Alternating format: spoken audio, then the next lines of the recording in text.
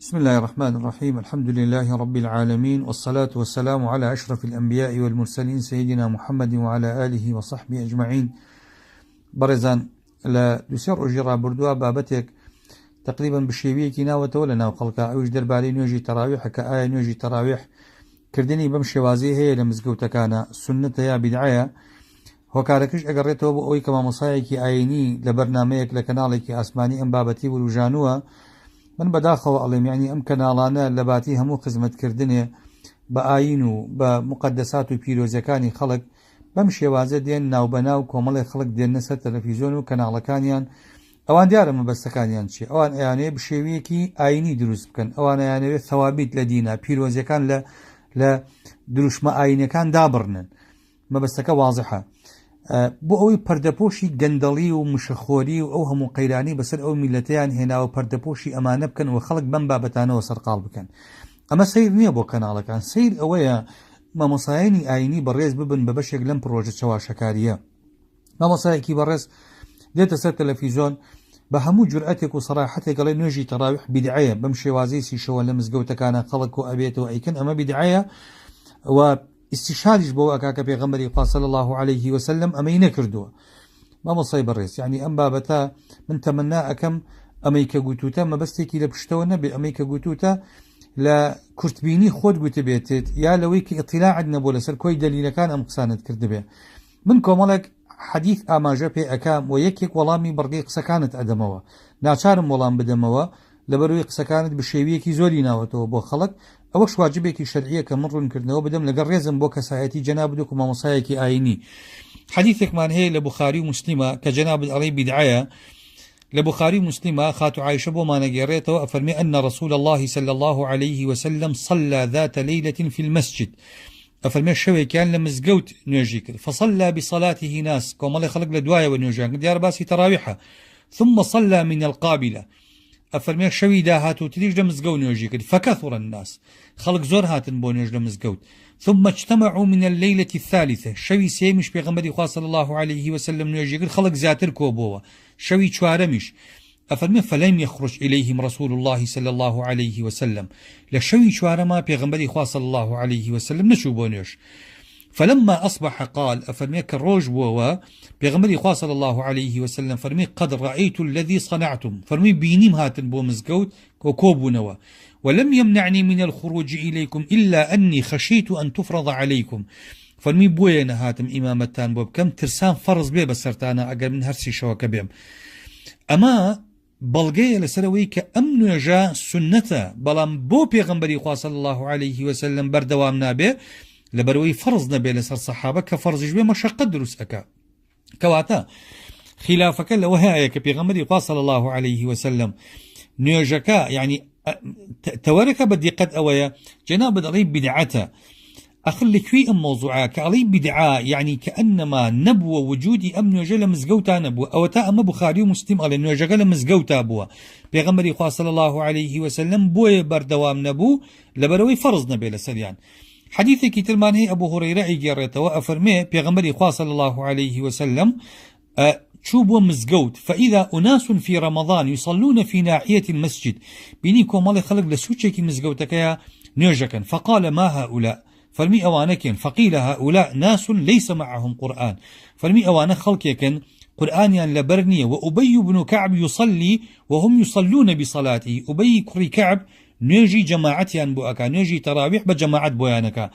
فقال النبي صلى الله عليه وسلم أصابوا ونعم ما صنعوا فرمي دسيان خوش بي إشكي زور باش أكن كواتا بيغمري خواه خوي نوجكي نكردوه كبيني بيتي خلق نوجكا وإمامتكن وجماعتكن لمزقوتا ستايشي أم هلو يستيكردوه نكبولي أما بو أكري وأما بدعته. حديثي كتير ماني ترمذي الروايتي أكالي بيغمري خواه صلى الله عليه وسلم أفرمي من قام مع الإمام هر كسيق لقل إمام طبعا ديار جنابت باشا زاني كمن بستكال نوجي تراويحايا من قام مع الإمام هر كسيق شو نوجي تراويح بكا لقل إمامه حتى ينصرف كتب له قيام ليلة حديث كتر من ذي روايتي أكا والبانش تصحيحي أكا واتا حركز بمين يتولى قل إمامه حتى نوجكي أكا بتراويح وحتى إمام هل أسيو أروان شوينكي خوي أفرمي أموك أواي بدريجي شو نوجي كردبه جنابي مامۆسا ئەگەر ئەمە تستایش نییە لەسەر ئەوەی خەڵک نوێژی جەماعەت بە تراويح بجماعة بكا بو پیغمبری خواه صلى الله عليه وسلم فرمي قام مع الإمام حتى ينصرف أي أما بمفرد لمالا دروس أبيك جنابت علي نوجي تراويح لمزقود بدعايا حديث كتري بخاري من هي أفرمي خرجت مع عمر بن الخطاب أما عبد الرحمن كري عبدي قاري أم حديث أجرته أفرمي لقل إمامي عمر شويك رمضان شين بو مزقود فإذا الناس أوزاع متفرقون أفرمي خلق يك دودو جابوا نوجيانك يصلي الرجل لنفسه ويصلي الرجل فيصلى بصلاته هندك بتنيا نوجيانك هندك جماعتيانك فقال عمر إمام عمر فرمي إني أرى لو جمعت هؤلاء على قارئ واحد لكان أمثل فرمي أقل أمانة هميان كوب كينا ويكس إمامتيان بوبكا باشترنية باشترة ثم عزم فجمعهم على أبي بن كعب أفرمي دواتر إمام عمر هات أماني كو كردوا لا أبي كري كعبي كرد بإماميان جنابي مامۆسا أم أثر كإمام عمر أمي كردوا خلق لمزقوت نوجي كردوا نك لمالا كردويتي يعني أمي كجناب دليل لمزقوت بدعايا باش أي أمان المزقوت نبون بس شيب وأمانة هندي كان بمفرد هندي كان بجماعة كردويانا أي بو أمانة أو فهميتو حالي نبون بوشي تشوبون مزقوت خو إمام عمر كهات مزقوت أوان لمزقوت نوجيانا كرد نك إمامي عمر هاتبيتو مزقو شوال بوبي وفرميتي عادي خلقي نسبي شورن جماعتكين لمزقو أم فهمي جنابة فهمي كي سيرك باسي أكي الباني درباري أم موضوعانا عليتي طبعا الباني بياوكي سلفي وجنابة بياوكي هواداري أهلي تصوفي باش الباني علي الاجتماع في صلاة التراويح لم تكن بدعة في عهد النبي صلى الله عليه وسلم علي كوبون ولا نوجي تراويحا أما أقربين بدعية ولزمني بيغمبرا صلى الله عليه وسلم نبوة أفرمي وهذا خطأ فاحش أفرمي أما هذيك زور قوليه لا نطيل الكلام عليه لظهوره على بيوسناكا من دلين جبدن بقسكان ولامي بدا موجك زورونا وحسبنا دليلا على إبطاله على بلقشبان بو بطالي أم قصية الأحاديث المتقدمة هندك فرمودي من هندك لو فرمودان مع رسكردي في جمعه الناس صلى الله عليه وسلم في 3 ليال من رمضان قال بيغمبري خواسي شو جماعتي يقولك حديثك عائشة فرمي ولا بخاري مسلمة هيا وإن ترك الجماعة لم يكن إلا خشية الافتراض بوي بيغمبري خواه صلى الله عليه وسلم جمعينك تنها لبر أو أبو كفرزنا بين سرخلك أما رأي ألبانية كبياوكي سلفية ولواني جنابة زور رخنت هبي لي لسلوي كزور شد ببدعاء أزاني بلام أم موضوع جنابة علي بدعاء بيم سيرة أو علي سنة دوات الجنابة علي سي مذهب هي لموضوعة علي زوريني خلق رأيان نسر أويه كالسنة بلام أم زوريني رأي كيان دجي سنة ما مصيب الرئيس يكسم بي بلا وتبيتي بدعاء غير جنابة خلافك لسر أويه أو سير رأيك هاي لسر أويه كاميان أفضل نقل سر أوي كاميان بدعاء وكاميان سنة نقل سر أفضليات لمزقو بكري يا لمالا بكري أواني كوتيانا لمزقو ألين أفضل واي لمزقو خد اعتراف بواكي أما زوريني خلق لقل أما يعني بو نمونا جناب دلي أئمي مذاهب أم نوجيان لمزقوتا نكردو ورأيان لقلي نبو آخر أما ما مصيب الرئيس منوكو أم جارج دوباريك أمو تمناءكم أما هي كرتبيني توبه نك بيزاني تو تلفيق بكي بهلا بخلق معلومة قبلي أبو يوسف كيك قال طلبكاني أبو حنيفة جناب باجي ناسي كيا قال سألت أبا حنيفة عن التراويح قال أبو حنيفة برسيد درباري تراويح وما فعله عمر أويك إمام عمر كردي فقال أبو حنيفة شي قلت فرمي التراويح سنة مؤكدة فرمي تراويح نوجيكي سنة مؤكدة ولم يتخرص عمر من تلقاء نفسه على عمر بخملان دني خوي أمي نكد كشو نجيكد بجماعة لمزقوت ولم يكن فيه مبتدعا بدعيشي نكد ولم يأمر به إلا عن أصل لديه قال عمر كاتي أمري بيكد بلغيكي بدست وبو وعهد من رسول الله صلى الله عليه وسلم وبيمانكي بيغنبري بدست وبو ولقد سن عمر هذا قال عمر أم سنتي كرت وجمع الناس على أبي بن كعب فصلاها جماعة خلقي كوكر دولة دواي أبي كوري كعب جماعات من الجاكن والصحابة متوافرون هم صحابش آقاين لمبو من المهاجرين والأنصار لكوشكروا بشتوانا كان وما رد عليه واحد منهم يكس اعتراضي لعمر نقد قبل أما بدعي بوعيكي بل ساعدوه ووافقوه وأمروا بذلك قال هاو كاريان كد هاو راب لقلي أمري شان بما كردوا أما رأي أبو حنيفة بيمسيدك تولي أئمة مذاهب لقلينين. إمام إسحاق لبا أحمد كوري حنبل قد يعجبك أن يصلي الرجل مع الناس في رمضان أو وحده. علي قلت متوبيت باشا خلق بجماعة لمزقود نجبك على رمضان يا بتنيا لمالو بك. فقال يعجبني أن يصلي في الجماعة يحيي السنة. أما إمامي أهل السنة أم قسيئك علي قلت بيم باشا بجماعة لمزقود بك سنتي بيغمبر زينو كاتوا. شون تو علي بدعية جنابي ما مصا دعاء أفرمي ويعجبني أن يصلي مع الإمام ويوتر معه. على بيشن باشا لقل إمام بجماعة بك ويتركش لقل إمام بك. قالوا لك بيغمري صلى الله عليه وسلم فرميتي إن الرجل إذا قام مع الإمام حتى ينصرف كتب له بقية ليلته. فرمي قال كسيق لقل إمام بمعنيته وتانوجك هموش وكي بشونيش بو حسابك له. أبو داود أفرمي شهدته يعني أحمد بن حنبل أفرمي خوم إمامي أحمد كوري حنبل بيني شهر رمضان يوتر مع إمامه عليه شوي رمضان هموش وكان رمضان لقل إمام نيجي أكل ويتركيشي لقل أكل إلا ليلة لم أحضرها. أمر إمامي أهل السنة تو علي بدعاية بإمامي أحمد يعني تو لإمامي أحمد ولأبو حنيفة سنة بدعا باشتر أزاني. ابن تيمية أفرمي درباري أم موضوعك جنابة أزاني ابن تيمية كان لازال بدعة تندى. أفرمي أما صلاة التراويح فليست بدعة في الشريعة. فرمي نجي تراويح بدعنية طبعا قال نجي تراويح بدعنية ما بس بجماعة لمزقو بل هي سنة بقول رسول الله صلى الله عليه وسلم وفعله. قال بلكو أو السنة بقول بيغمبر بفعله صلى الله عليه وسلم. فإنه قال الله شكا بيغمبر فرمي إن الله فرض عليكم صيام رمضان. شكا بيغمبر فرمي خوا رجوع رمضاني فرض كردوه وسننت لكم قيامه. أفرمي قيامة كيشي وتتراويح كيشي من كردوما بالسنة بوتان ولا صلاتها جماعة بدعة. أفرمي بجماعة كردني بدعنية بل هي سنة في الشريعة. قال أما سنة للشريعة إخوايا. جناب دلي إمام الشافعي بونمونا بدعي زاني ولا مزقوتا هل لقلي نبوا باشا إمام الشافعي أي بو أصحابي شافعي بقسيان نكردوا بو جمهوري شافعي مخالفي قولي إمامكيان كردوا. بو نمونا إمام النووي لمجموعة أفرمي صلاة التراويح سنة بإجماع العلماء. أفرمي نيجي تراويح سنة بكودنجي زانايان وتجوز منفردا وجماعة بتنيا أكلي وبجماعة جكلي وأيهما أفضل. أفرمي كاميان باشترا نك أوي بريزد علي كردني بدعاية نا كاميان باشترا يعني هردو كان سنة بس كاميان أفضل ترى. أفرمي فيه وجهان دون رأي هيا. الصحيح باتفاق الأصحاب أن الجماعة أفضل. مقصي إمامي النووي جنابي ومصا لمجموعة كجناب الناكل مجموع شارزانبي. أفرمي الرأي الراجح أويا بكودنجي هاولاني شافعي أن الجماعة أفضل. جماعة أفضل ترى وهو المنصوص في البويطي أمش لبويطية أواعلي وبه قال أكثر أصحابنا المتقدمين. زوربي زاناياني بيشيني شبانك شافعي كان رأي النسر أوبوا باشا إسا تو زورم بيسير أم قصيد كردو لم كنال آسمانية جنابت زور ضرورة مراجعي خود بكي وتوبة بكي لو يقودوت بشيويكي زورت بو خلقنا وتوا. ابن قدامة درباري أم موضوعك حنبلي كان أفرمي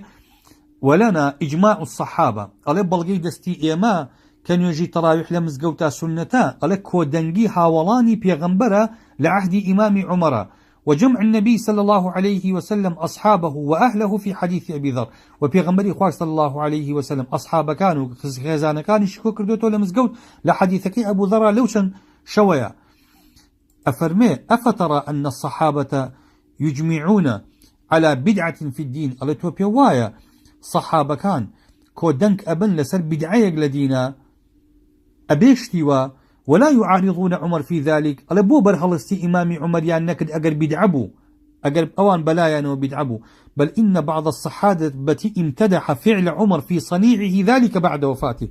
قالت أنا نت هندق لحاولاني بيغمبر صلى الله عليه وسلم لدواي وفاة عمرش استاينشي أو كاري إمامي عمر ينكر. إمامي ترمذي أجريته أو ترمذيته استشهاد بالرواية أكي قال واختار ابن المبارك وأحمد وإسحاق الصلاة مع الإمام في شهر رمضان. إمامي أحمد وإسحاق وابن المباركش بيان باشبو كان يجب جماعة بكرة للرمضان لمزقوتا. دي متصر فقهاء معاصرين أو أئمة سلفياني كأمر زورت دندجي بدعة وكو ابن باز وعثيمين ورأي البانين بو نقل كردي. ابن باز ليشي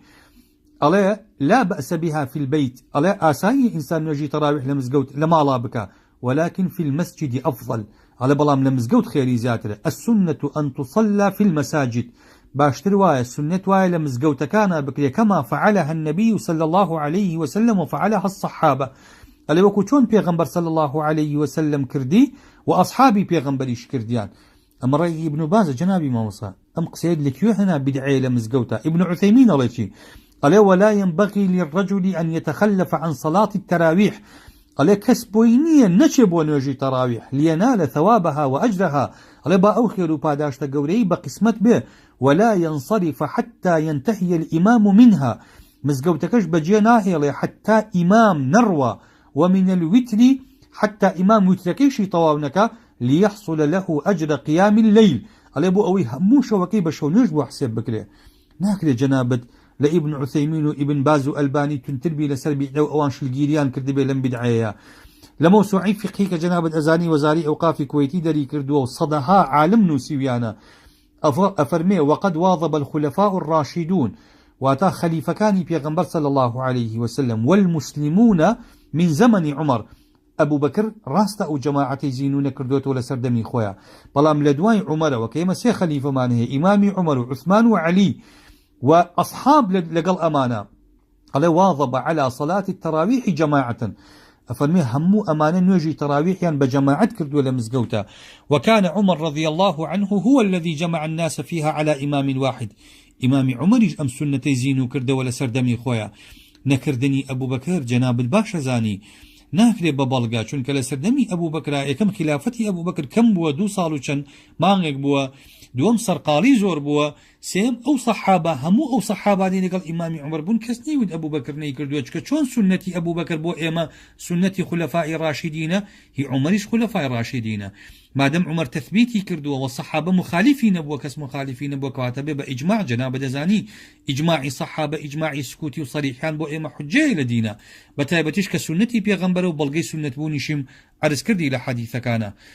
باش لم رأيي مالكي كان لقل إمام شافعي بتنيا مخالف بلا مالكي كان يجبو معلوماتي بريزت مخالفي أو نبون كهر نكري أوان بمرج قلتو يانا بسي مرج أكري نيجي تراويح لمزقوتا بكري يكم يان قلتو يانا على أن لا تتعتل المساجد قلتو يانا النابي أم نيجي تراويح لمزقوتا كان اللي يتشول بكري أم فتوايا بو كسيكا كبتنيا شرطي دوميان شيا شرطي دوميان أويا وأن ينشط لفعلها في بيته يعني كابرا بو خوي تواناي هبت شالاكتر بونو من لمزقوت لواني إمامك لبر مراعاة مصلحة عامي خلق توزي بليت يابكا أم حزكا زور بخاوي زور بخشوع لمالك يابيكا كواتاما مرجي دوما يعني أمر إيه مالكي كانش مطلق نية يكم مرجان أويا كأبين مزقوتا كان تراويحي تيابكري كان فتوى بو تاكا كس دوم ام كس لمالو خوي باشتر بيكا ام حافظ قرآن حزكا جزء بخوينه قيتشك بابرو لمالو بو ام افضل ترواي لمالو بيكا سيم وتيانا وان يكون غير آفاقي بالحرمين وتيانا اگر ام كس مقيم حرمين نبي اگر مقيم بلا حرمين او كاتب بلا حرمين بيكا اگر يك لم شرطان النبو او كاتالن فعلها في المسجد افضل او كاتل لمزقوت خيركي زياتره ابن القاسم قال لإمام مالك برسي درباري نيجي تراويح طبعا كمان رأي إمام مالك دبو نقلكم قال فرميتي إن كان يقوى في بيته فهو أحب إلي فرميتي أقر بتواني لماله وخوي بيكا بخشوعيكي زياتره وبيم باشتره حتى مالك كان نالين بدعي لمزقوتا قال أقر بمشي وازبه وليس كل الناس يقوى على ذلك أما لمدونة الكبرايا هاتوا إمام مالك خوي فرمي هموكز أمي بيناكد يكواتا أفضل وايا لمزقوت بيكا أكثر تواني بقريتو سر حاشي دي سوقي لسر رأي مالكي كان لبرو جنابت برچاوليالي چواشكاريكي زورت كردوه كالي أما بدعايا وأئمي مذاهب لقلي نبون عرزم كردي كأئمي مذاهب لقلي بون انجا دوائي وتو اتيامي خلقك يلي اما دقاكان ناخوينين ويا وكو خويا ناخويا ليتيا ناقين اساكين او كساني كلا دقاكان تيناقن تو اتهامي همو او خلقان اكي بأبو حنيفة ومالك وإمامي كري أحمد كري حنبل وإمامي نووي أئمي سلف وخلف إجماعي صحابة اتهامك بناخوين نوو بدعشتي بيمسينا ابن حجري هيتمي دوائي استشهاد بقصية كي علي إمامي عمر خويا لي بدعاية أم قصية من بيمسينا أقر تو تا سفير نبو ببدعي زمانەوانی و زاراوەیی لێک جا بکەیتەوە. بدعەی زمانەوانی بەڕێزەکەم ئەو بدعەیەیە کە ئەسڵێکی هەیە لە شەرعە بەڵام لە ڕووی زمانەوانیەوە پێی ئەوترێ بدعە. بدعەی شەرعی ئەوەیە کە ئەسڵی نییە لە شەرعە لە ڕووی شەرعەوە پێی ئەوترێ بدعە. تۆ قسەکەی ئیمامی عومەر تەلفیقەکەی ئەڵێ خۆی ئەڵێ ئەمە بدعەیە. ئەگەر بدعەیە تۆ ئێستا پێمانەڵی بدعەیە ئەی سەحابە بۆ ئینکاریان نەکرد؟ ئەی ئەو هەموو مەذاهیبە بۆ ئینکاریان نەکرد؟ ئێستا تۆ ئینکاری ئەەکەیت و ئەڵێ بدعەی کردو ئەو تا خۆی ئیمامی عومەر دانی پیا ئەنەی بدعەیە. ابن حەجەری هەیتەمی کە جەنابەت بەتەئکید کتێبەکەی بینیوە دەربارەی تەوجیهی ئەم قەولەی ئیمامی عومەر ئەفەرمێ چی؟ ئەفەرمێ کە ئەڵێ نعم البدعة هذه، ئەفەرمێ أراد البدعة اللغوية، مەبەستی بدعەی زمانەوانی بووە، وهو ما فعل على غير مثال، یا على ما فعل على غير مثال، شتێکە کە بکرێ کە هاوشێوەی نەبوو بە پێشتر، وەکو پێغەمبەر خوای گەورە کە پێی ئەفەرمێ قل ما كنت بدعا من الرسل. ئەم بدعەی لغوية نك بدعي شرعية، أفرمي وليست بدعة شرعية، فإن البدعة الشرعية ضلالة. ألا شنك بدعي شرعي قمرائية. ابن حجر ابن رجب عفو لجامع العلوم والحكمة على المراد بالبدعة ما أحدث مما لا أصل له في الشريعة. ألا شتيك زيادة كليك أصلينية لشريعتها كبالقبل سري. وأما ما كان له أصل من الشرع يدل عليه فليس ببدعة، بلا مقر أساسك شرعي هبو نابع ببدعة، وإن كان بدعة لغة ألبال الرزمان وانشو بيبوت لبدعة. وما وقع في كلام السلف من استحسان بعض البدع فإنما ذلك في البدع اللغوية لا الشرعية. ألا أويك هندق لعلماء سلف استشاق أما جاي بقسكي إمام عمر كوتوانا هندق بدعة هاي باشا بدعي لغويا متونك شرعي. ابن كثير فرميتي والبدعة على قسمين، أفرمين بدعة دوبشة، تارة تكون بدعة شرعية، على هندك جار بدعي شرعية، وكو أوي بيغمبر فرمي صلى الله عليه وسلم فإن كل محدثة بدعة وكل بدعة ضلالة، أفرمي أمهم بدعي ضلالة بدعي شرعية. وتارة تكون بدعة لغوية كقول أمير المؤمنين عمر بن الخطاب عن جمعه إياهم على صلاة التراويح واستمرارهم نعمة البدعة. أم بدعي لغوية بو چوا شكاريت كردو لبرنامج يا علي إمام عمر خوي علي بدعية. ابن تيمية أفرمي لاقتضاء الصراط المستقيم، أفرمي هذه تسمية لغوية، أفرمي نعم البدعة، أفرمي أمنا ونانيكي تنهال الروي زمانوانية لا تسمية شرعية، أفرمي أمنا وناني شرعينية بمقصية قبل بدعة. وذلك أن البدعة في اللغة تعم كل ما فعل ابتداء من غير مثال سابق، وأما البدعة الشرعية فما لم يدل عليه دليل شرعي. هم أمقساني أوان بو توجيه قسكي إمام عمرك أمي أو فرميت نعمة البدعة هذه بدعي لغوي ما بس هو نك بدعي شرعي. دواتر علي إمام عمر فرمي والذي ينامون عنها أفضل. باشا أمقسيق راستا بس كي ما بستي إمام عمر أويا أجر نجي جماعتك تراويحك تأخير بكري بو سيكي أخيري شو أفضل ترى بوشك أو وقته كخواي پروردگار دا أبازيت آسماني دنيا و داوان لبندكاني أكا كتشيان أوي داوان بكن. إمام عمر أفرمي أجر أم صلاتي أم نجي تراويحا صحابة يابون المنا خلقي لدواي صحابة أقل لقركيكا كو ببينوا بإمامي مزقوتك بلين جناب إمام صاحب بو تراويحا كان نخينا سيكي أخيري شو إمامك رازي بو أو كاتا أما هم خيري قيام الليل وتهجد هم مصادفي وقتك كأفضليتي هي كوقتي سيكي أخيري شو كخواي پروردگار دا أبازيت آسماني دنيا. نكلوي إمامي عمر فرميتي ولا جاقر ببصي جنابت به أجر هر نيكي باشتر وكو كابراوتي نرجع عشاء أجر تأخيرك يودي خيرك يودي هر نيكي يودي خيرك النابر توقسكي جناب دوايا أجر بلي والذين ينامون عنها نا والذين ينامون عنها مبستي أويا أو كسانيك أجر خوتن دواتر لسيكي أخيري شوا تراوي حكيان كرت أما أفضل تريك أو كات خيري جماعتكيشان بو أنسله خيري تهجدكيشان بو أنسله مصادفي أو وقت بيروزي شكن بلام أي أجر أما نكرا استخلق تحملي نينات واني خبري نابيتوا أو كات أفضل وايا أو كإمام عمر كردي أجينا خو إمام عمر أيزاني أو كات أيبوني يقول باخو ما تأخيري كنشكو يزاني همو خلق بينا كري أفضل بو مصلحة عام وبو أو كات لمزقوتك يا بكري. دوات الاستشهاد بحديث يقكي كبيغمري خواه صلى الله عليه وسلم فرميتي أفضل صلاة المرء في بيته إلا المكتوبة. نجي سنة نجي مال جقل فرز كان نجي سنة لمالا خير ترقسكي توايا بەس تۆم پێم وایە قەناعەتی خۆی شدوانیە کە هەموو سنەتەکان بەگشتی لە ماڵا خێرتر بن، چونکە هەندێک ئەو سنەتانەی کە جەماعەت تایە ناواریدا بەتەکید لە مزگەوتا خێرترن، وەکو نوێژی ڕۆژگیران و مانگیران ناکرێت پێمان بڵی لە ماڵا خێرترن. خۆم دوو نوێژە نوێژی سنەتن فەرز نین، لە ماڵا خێرن یا لە مزگەوت، ئەسڵ لە ماڵا ئەکرێن هەر ناکرێن، ئەساسن ئەبێ لە مزگەوتا بکرێن، ئەبێ لە مزگەوتا بکرێن. نوێژی تەراویحیش بە هەمان شێوەیە، ئەو نوێژانی کە سنەتە بە جەماعەت بکرێن لە ماڵا خێر نین، ئەفضل یان لە مزگەوتا خێرترە، تەراویحیش قیاسەکرێتە سەر ئەوانە. ئیبن حەجەر ئەفەرمێکی جەنابەت ئیبن حەجەر ئەناسی و کتێبەکەیشی فەتح الباریت بینیوە، ئەفەرمێ ظاهیری ئەم حەدیثە ڕووکەشەکەی کە ئەفەرمێ ئەفضل صلاة المرء في بيته إلا المكتوبة ظاهره يشمل جميع النوافل، ئەڵێ هەموو سنەتەکان ئەگرێتەوە، لأن المراد بالمكتوبة المفروضة، ئەڵێ چونکە مەکتوب بەس فەرزەکان ئەگرێتەوە. ئەڵێ بەڵام مانا ئەم قسەیە بەڕەهایی نییە، جەنابەت قاعدە ئوسولیەکە ئەزانی کە ئەفەرمێ ما من عام إلا وقد خصص، ئەم حەدیثە مخصصی هەیە، ئەفەرمێ لكنه محمول على ما لا يشرع فيه التجميع، ئەڵێ ئەم حەدیثە تەنها ئەو سنەتانە ئەگرێتەوە کە جەماعەت تایە سنەت نییە، وكذا ما لا يخص المسجد، یا ئەو سنەتانی کە تایبەت نین بە مزگەوتەوە کە ڕەکعەتەی التەحیە، وەکو نوێژی سنەتی چوونە مزگەوت، باشە شوێنی سنەتی چوونە مزگەوت سنەتە، لە ماڵا خێرە یا لە مزگەوت، ئەسڵ لە مزگەوتانە بێ ناکرێت، چونکە سنەتەکە سنەتی تەحیەت لە مەسجیدە. بۆیە ئیستیشهادکردن بەم حەدیثە بەڕەهایی نەخوێنەواریە. باشە قەسطەلانیش لە شەرحی صحیح البخاریە لە شەرحی ئەو حەدیثەی کە تۆ ئاماژەت پێ کردو ئەیکەی بە بەڵگە، ئەفەرمی ئەم حەدیثە بەڵگەیە يدل لأفضلية النوافل في البيت مطلقا. نعم، ئەفەرمێ ئەڵێ ڕاستە ئەگەر ئەمە بڵێ مەسەلەن نەوافل هەمووی لە ماڵا خێرترێکە، ئەڵێ بە مطلقی ئەم قسەیە بڵێ، ئەڵێ نا، بەڵام تفضل نوافل في المساجد منها، ئەڵێ بەڵام هەندێک سنەت هەیە لە مزگەوتا خێرترێکە. ئەفەرمێ بۆ نمونە سنەتەکانی ڕۆژی جومعە بە نوێژی چەشت هەنگاوی شێوە، بە نوێژی چوونە مزگەوتی شێوە، بە نوێژی پێش جومعی شێوە، بۆ لفضل التبکیر، ئەلێ چونکە تۆ سنت وایە زۆر زوو بچی بۆ نوێژی جومعە، کە سنت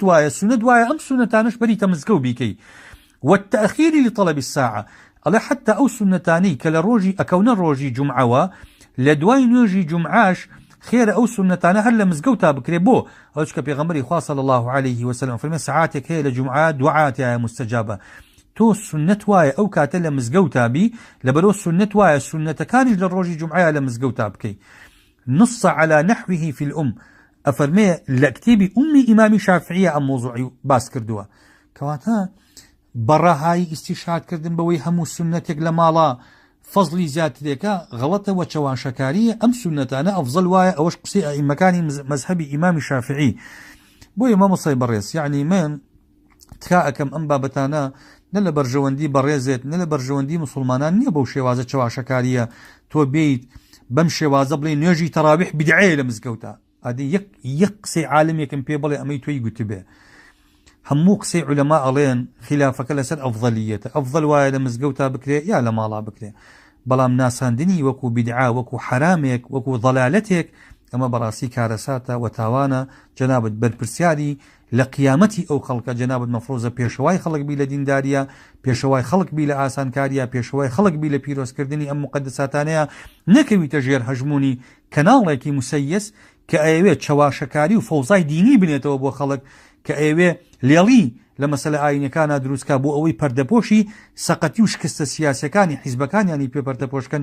جەریمەیە جەنابەت بێ بەشێک لەم سیاسەتە. من هیوای سەرکەوتن بۆ جەنابەت دەخوازم و هیوادارم بەوەی ئەو جەنابەت ئەو جورئەتت هەبێ، پیاوێکی بەڕێزیت، مامۆسایەکی ئاینیت، زانستت هەیە،